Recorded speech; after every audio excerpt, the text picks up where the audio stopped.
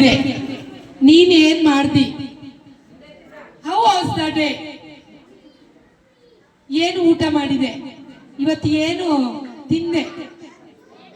ಏನ್ ಟೀಚರ್ ಮಾಡಿದ್ರು? ನೀನು ಏನು ಕಲಿತೆ ಇವತ್ತು?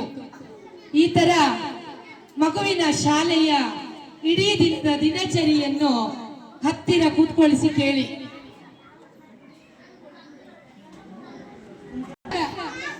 ಮನೆಯಲ್ಲಿ ಓದುವ ಕೌಶಲವನ್ನು ಬೆಳೆಸಿ ರೀಡಿಂಗ್ ಕಾರ್ನರ್ ಅಂತ ಹೇಳಿ ಒಂದು ಮಗುವಿಗೆ ಮಾಡಿ, ಆ ರೀಡಿಂಗ್ ಕಾರ್ನರ್ ಅಲ್ಲಿ ಮಗು ದಿನಾಲು ಒಂದು ಸ್ಥಳದಲ್ಲಿ, ನಿಗದಿಪಡಿಸಿದ ಸ್ಥಳದಲ್ಲಿ ಮಗು ಕೂತ್ಕೊಂಡು ಓದ್ಲಿ.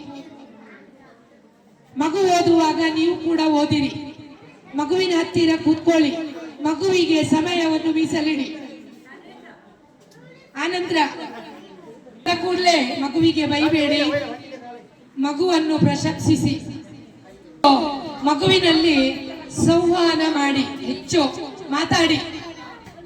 ಪೊಲೀಸಿಂಗ್ ಮಾಡಬೇಡಿ, ಎನ್ಕ್ವೈರಿ ಮಾಡಬೇಡಿ. ಶಾಲೆಯಲ್ಲಿ ಆ ಮಗು ಏನ್ ಮಾಡಿದೆ, ನೀನೇನ್ ಮಾಡಿದೆ, ಮಗುವನ್ನು ಶಿಕ್ಷಕರು ಏನ್ ಮಾಡಿದ್ರು, ಈ ತರ ಬೇಡ. ವಿಶ್ವಾಸಕ್ಕೆ ಮಗುವನ್ನು ತೆಗೆದುಕೊಂಡು ಮಗುವಿನ ಇಡೀ ದಿನದ ಕಲಿಕೆಯ ಬಗ್ಗೆ, ಮಗುವಿನ ಆಗು ಹೋಗಿನ ಬಗ್ಗೆ ಮಾತಾಡಿ. ಯಾವುದೇ ಸಮಸ್ಯೆ ಇರ್ಬೋದು, ಹತ್ತಿರ ಕೂತ್ಕೊಳಿಸಿ ಮಗುವಿನ ಸಮಸ್ಯೆಯನ್ನು ಆಲಿಸಿ. ಗಂಟೆ ಮೀಸಲಿಡಿ ತಾಯಿ ತಂದೆ. ಹೋಮ್ ವರ್ಕ್ಗೆ ಸಹಾಯ ಮಾಡಿ. ಮಗು ಏನು ಹೋಮ್ ವರ್ಕ್ ಇದೆ ಅದಕ್ಕೆ ಸ್ವಲ್ಪ ಮಗುವನ್ನು ನೀವು ಹತ್ತಿರ ಕೂತ್ಕೊಳಿಸಿ ನೀವು ಸಹಾಯ ಮಾಡಿ. ಕಾಪಿ ಬರೀಲಿಕ್ಕೆ ಮಗುವಿಗೆ ಆಗುದಿಲ್ಲ, ಅಕ್ಷರ ಚೆಂದ ಆಗುದಿಲ್ಲ, ಕೈ ಇಟ್ಟು ಬರೆಸಿ. ನೀವು ಓದಿ, ಮಗುವನ್ನು ಪಠ್ಯಪುಸ್ತಕ ಓದುವ ಹಾಗೆ ಮಾಡಿ. ನೋಟ್ಸ್ ಬಾಕಿ ಇದ್ರೆ ನೋಟ್ಸ್ ಕಂಪ್ಲೀಟ್ ಆಗುವ ಹಾಗೆ ನೋಡಿಕೊಳ್ಳಿ. ಪಠ್ಯೇತರ ಚಟುವಟಿಕೆ, ಸಾಂಸ್ಕೃತಿಕ ಚಟುವಟಿಕೆಗೆ ಉತ್ತೇಜನ ಕೊಡಿ. ಭಾಗವಹಿಸುವ ಹಾಗೆ ನೋಡಿಕೊಳ್ಳಿ. ಸ್ಕಿಟ್ ಇರ್ತದೆ, ಬೇರೆ ಬೇರೆ ಪಠ್ಯೇತರ ಚಟುವಟಿಕೆಗಳು ಇವೆ, ಅವುಗಳಿಗೆ ಗ್ರೇಡ್ ಕೊಡ್ಲಿಕ್ಕಿದೆ. ಅದರಲ್ಲಿ ಭಾಗವಹಿಸುವ ಹಾಗೆ ನೋಡಿಕೊಳ್ಳಿ, ಉತ್ತೇಜನ ಕೊಡಿ. ನಿಮ್ಮ ಸಹಕಾರ ಮಗುವಿಗೆ ಕೊಡಿ. ಮಕ್ಕಳನ್ನು ಬೈಯಬೇಡಿ, ಮಕ್ಕಳಿಗೆ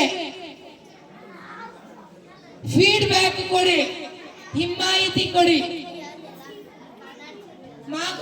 ಮಗು ಮಾಡುವ ಕಾರ್ಯಕ್ಕೆ ಶ್ಲಾಘನೆ ಮಾಡಿ.